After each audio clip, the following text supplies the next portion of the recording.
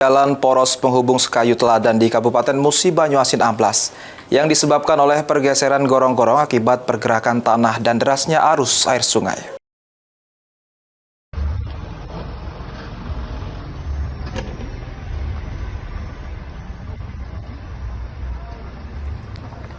Akibat hujan yang melanda Kabupaten Musi Banyuasin dalam 2 hari terakhir membuat jalan penghubung Sekayu Teladan di Desa Muara Teladan, Kecamatan Sekayu, Kabupaten Mubah, amblas sepanjang 36 meter dengan kedalaman mencapai 1 meter.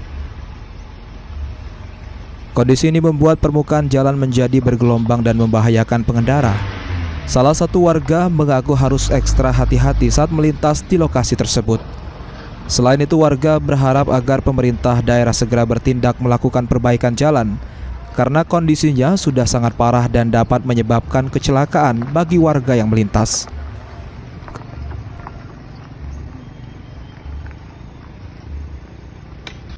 Gorong-gorong ini jebol sudah 3 hari.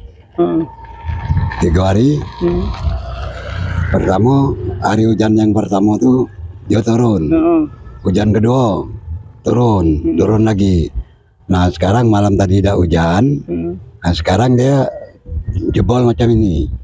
Nah jadi ini masyarakat ini kan kekeluhan kalau tidak dibantu dengan kita kan di jalan itu kan tidak baca lewat. Jadi gorong-gorong ini kalau pendapat saya ini, kalau pasang gorong-gorong tidak bisa, harus pasang jerambat. Kerusakan jalan ini harus menjadi perhatian serius mengingat jalur Sekayu Teladan merupakan salah satu akses utama warga untuk melakukan aktivitas sehari-hari. Warga berharap pembangunan jembatan darurat dapat segera dilakukan agar mobilitas masyarakat kembali normal. Ruzi Iskandar, PAL TV.